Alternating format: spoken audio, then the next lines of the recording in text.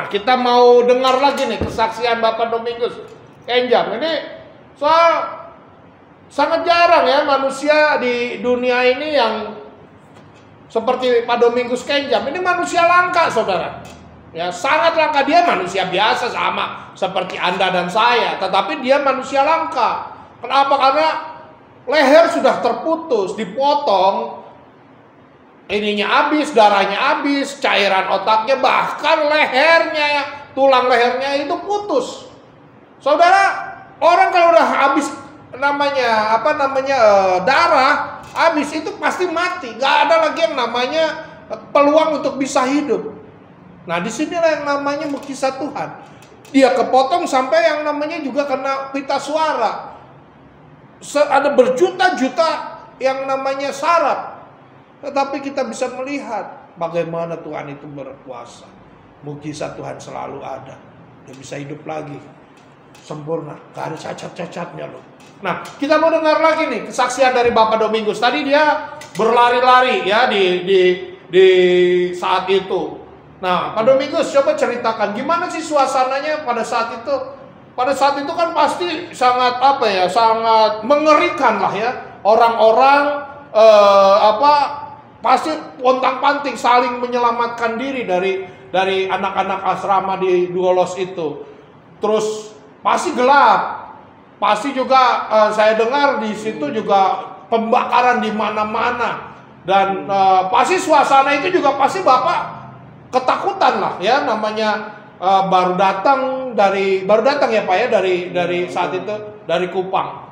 Nah, coba Bapak ceritakan lagi kepada kita. Kita mau mendengar pengalaman yang luar biasa dan penuh dengan mukjizat ini. Baik, terima kasih saudaraku bahwa malam hari itu ketika saya keluar dari pagar itu, saya lari menuju ke rumah teman. Waktu menuju ke rumah teman itu, saya ketemu dengan dua teman tadi. Kami berdoa. Selesai berdoa pun tutup mata.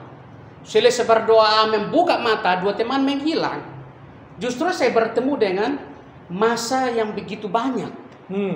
Akhirnya masa itu mereka bagi dua kelompok. Ada yang lari ke sana, ada yang satu di sana. Lalu dua temannya dikejar, akhirnya mereka juga ditangkap dan yang satunya mati, yang satu dicincang 9 kali saat malam itu. Bapak melihat waktu mereka mereka udah lari masing-masing, selamatkan diri masing-masing. Lalu saya lari, saya bilang Tuhan kalau saya lari seperti itu saya dikejar juga. Akhirnya saya jalan seperti biasa menuju ke rumah teman.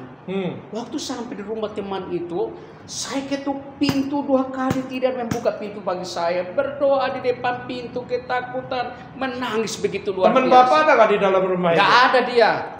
Mungkin dia pergi saat itu pelayanan. Saya ketuk lagi pintu. Lalu ketukan pintu keras, saya juga berteriak keras-keras. Masa turun dari jalan raya, lewatkan jalan setapak. Jalan setapak ini menuju ke kampus kami. Jalan ini pun lewat depan rumah saudara ini. Akhirnya masa dengar ketukan pintu. Masa itu alihkan senter ke saya. Mereka berteriak, itu ada mahasiswa. Tangkap, bunuh. Tuhan saya mau dibunuh Tuhan. Lalu masa itu menuju ke saya. Lalu disitulah saya ditangkap. Waktu saya ditangkap, tangan saya langsung diikat pakai tali dari belakang. Lalu kepala saya mulai ditutup pakai kain, tak gitu, ya ditutup pakai kain. Akhirnya diikat.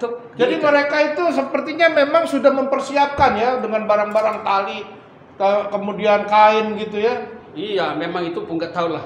Pokoknya saat itu kepala saya diikat pakai tali, tutup begini.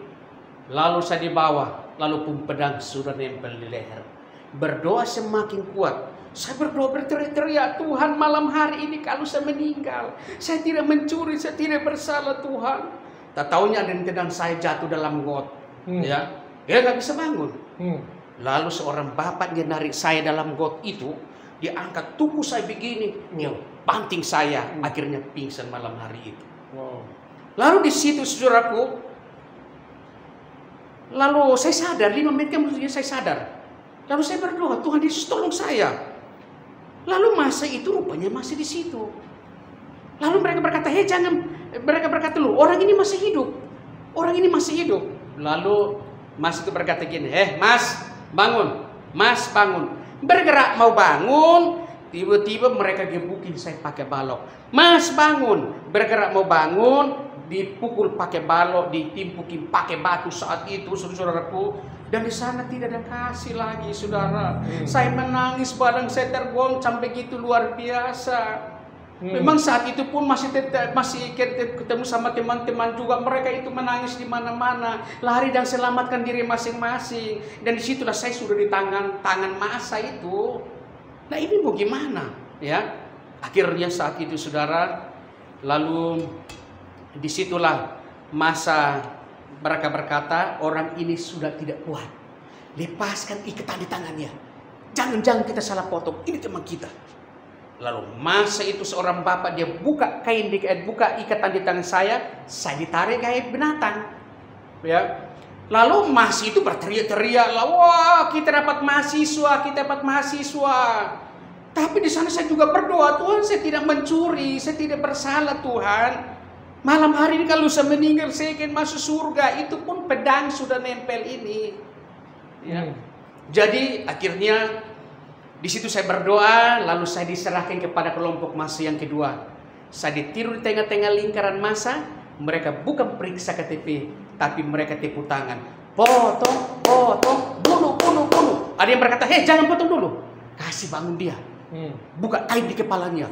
Jangan-jangan kita salah potong, ini teman kita. Kasih bangun saya, lalu saya berdiri kayak gini. Seorang bapak, dia buka kain di kepala saya buka mata. Ternyata di situ massa begitu banyak. Saya udah di tangan massa yang lebih banyak lagi. Akhirnya mereka mulai saya bilang bunuh dia. Ada yang berkata, ada yang tepuk tangan bunuh. Ada yang berkata jangan. Lalu mereka senter dari kaki sampai di wajah saya. Mereka berkata ini mahasiswa, ini orang luar pulau. Karena mereka tahu ini rambut keriting begini, sudah tahu masa itu.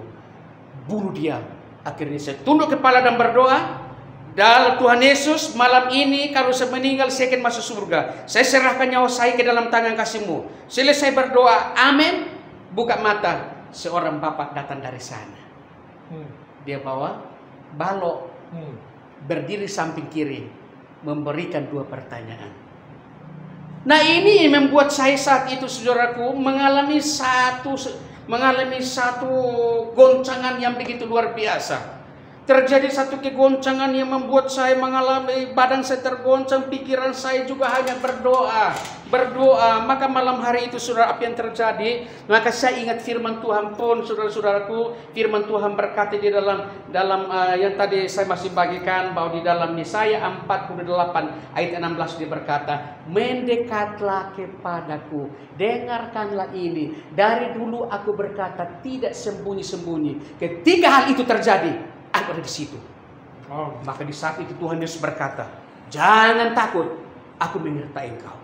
Ketika saya dengar suara itu, yang tadi badan saya tergoncang karena pedang, maka dengar suara Tuhan berkata gitu, saya tidak takut lagi terhadap masa itu.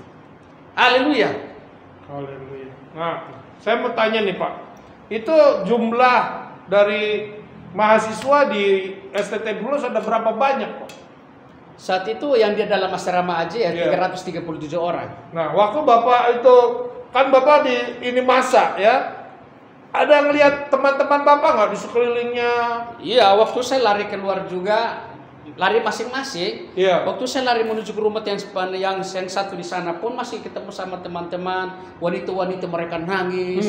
Saya kuatkan bilang udah jangan nangis, berdoa supaya kita dalam perlindungan. Selanjutnya mereka lari masing-masing, saya juga udah di depan pintu. Iya. Nah, waktu Bapak kan di tengah masa nih, sendirian. Sendirian. Nah, waktu itu Bapak bisa ngeliat nggak teman ada di mana yang ketangkap yang kayak? Nggak ada. Cuma Bapak saya yang cuma ketangkap sendiri.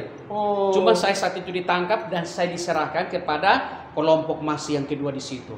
Maka ketika saya dengar suara Tuhan berkata, jangan takut, aku mengerti engkau, dan saat itu saya tidak takut lagi terhadap masa itu. Iya. Itu memberi keberanian ya? Atau kenapa kok bisa? Atau apa itu? Memang kuasa Roh Kudus atau bagaimana? Coba. Nah itu saya juga nggak tahu. Jadi nggak takut lagi? Padahal saya juga belum beriman sungguh-sungguh, belum percaya sungguh-sungguh sih. Pokoknya saya kena itu semuanya rencana Tuhan lah, ya. Iya, jadi waktu Roh Kudus berkata sama Bapak langsung betul-betul ada keberanian atau Ada ketenangan, kedamaian. Iya, di situ ada kekuatan, ada keberanian, dan saya tidak pernah mikir, aduh ini masih kecil, masih muda, kalau saya dipotong seperti apa. Itu nggak ada pikiran dalam pikiran saya. Saya hanya berdoa, Tuhan malam hari ini kalau saya meninggal, saya yakin masuk surga. Itu doa saya. Tahu kok bisa hidup lagi. Saya cuma mau dengar yang kita mungkin saudara-saudara kita mungkin pengen tahu ya, bagaimana perasaan Bapak waktu leher udah ada parang di sini menghadapi rasa takut itu sebelum Tuhan berkata-kata, Roh Kudus berkata-kata sama Bapak, apa yang? Jadi waktu saya dibawa dari depan pintu, itu pun pedang sudah nempel di leher. Itu dia. Berdoa semakin kuat, pedang itu semakin ditekan. Ini udah bolong ini. Leher ini udah bolong. Jadi darah sudah mengalir di baju saya, udah penuh dengan darah. Ya. Nah, sehingga pada saat itu saudara-saudaraku, saya hanya bisa berdoa, Tuhan Yesus, malam hari ini kalau saya meninggal saya akan masuk surga. Dan saya yakin dan percaya Engkau ada di samping saya. Tiba-tiba Tuhan Yesus berkata, jangan takut, aku menyertai engkau. Ketika saya dengar suara itu, maka disitulah Tuhan Yesus berkata, jangan takut, aku menyertai engkau. Dan di situ ada satu kekuatan yang baru terjadi dalam hidup saya. Lalu saya digebukin pakai balok, badan saya nggak sakit karena Tuhan Yesus yang menanggung penderitaan itu, saudara. Saat itu di suasana di sana gimana, Pak? Mati lampu atau api di mana-mana atau orang-orang melakukan apa gitu? Jadi suasana di saat itu waktu saya lari itu pun itu listrik sudah padam semua, tinggal api aja ya. Yang kampus kami yang sudah terbakar ya, itu kampus kami 2 lantai semua. Jadi itu pun masih itu mungkin mereka masuk juga bawa pakai bom ya, bom molotov di sana akhirnya dalam sekejap habislah ya. Jadi kegelapan juga saat itulah, hanya ada api aja lah yang saat itu kita lihat ya. Lalu itu suara macam-macam di sana. Jadi itu benar-benar secara manusia sangat menakutkan lah ya. Nah, sehingga itu luar biasa ya. Semuanya ini karena rencana Tuhan.